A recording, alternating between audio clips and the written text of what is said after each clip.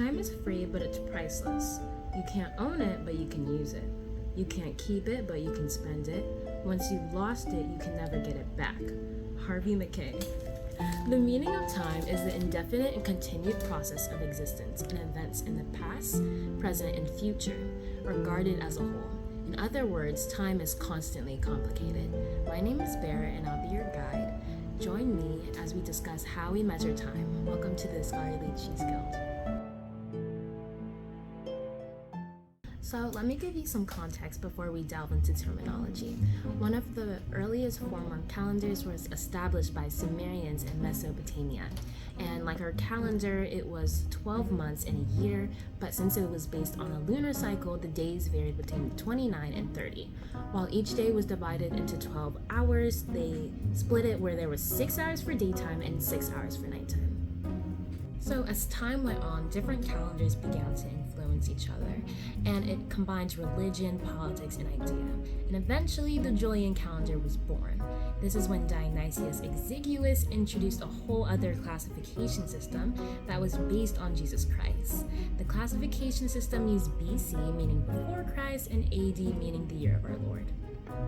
However, in the 1700s, the term BCE and CE came along. So it basically came along when scholars who wanted a neutral, non-religious way to refer to these dates.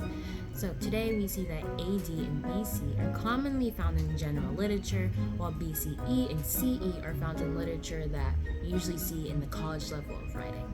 But that was a lot of calendar talk, so let's head over to Mischief Corner. Jack, over to you.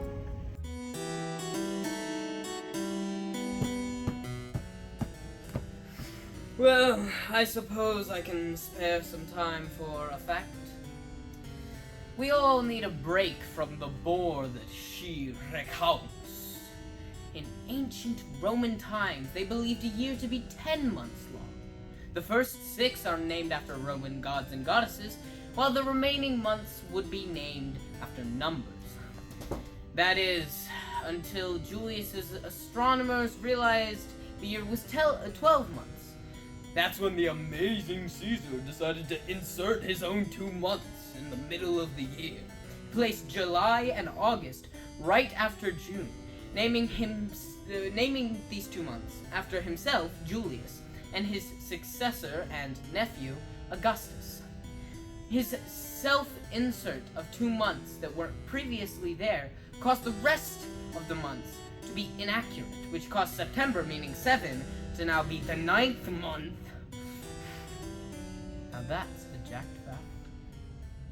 Thank you, Jack, for dropping that fact. Before we talk about the 2 other ways historians tell time, I want to briefly just talk about how you can use the terms that I mentioned. So when it comes to using BC or BCE or CE, you'll place them after the year. It's super straightforward. But then with AD, you see sometimes people will place them before the year. Why? Well, AD stands for the year of our Lord. So Augustus, the very first emperor of the Roman Empire, passed away in AD 14, which means it was the year of our Lord 14. Now let's talk about time. When we're dealing with BC or BCE, we're actually moving backwards. So 900 BCE is way earlier than 100 BCE. But when it comes to AD and CE, we're moving forward. So 100 CE is earlier than 900 CE. And let's just say that someone throws out a random year, like, 2099, you're actually going to use or assume that it's AD or CE. So the last 2 ways that historians use to discuss history involve the term BP, meaning before present, and YBP, meaning years before present. So the way they do this is they count back from the year 1950, when nuclear weapons testing affected isotopes. So the way I remember it is BP is also equivalent to X, just like a math problem. Another method they use is Ga Maka, used in geology for events before the present. Ga represents 1 billion years, Ma signifies 1 million years, and Ka denotes 1,000 years. One example is the Great Wall of China has lasted more than 2 Ka, which means 2,000 years, or I was born less than 1 Ka ago, meaning less than 1,000 years ago. Recording time has been quite a mess, but these terms can help us categorize and distinguish time periods. I hope you know that this video is just the beginning and that you can delve into these topics deeper. But these are just some terms that you're most likely to encounter whether you're reading a book or you're just reading your college paper. I hope that this explanation helps shed a little light on the usage and significance of these terms.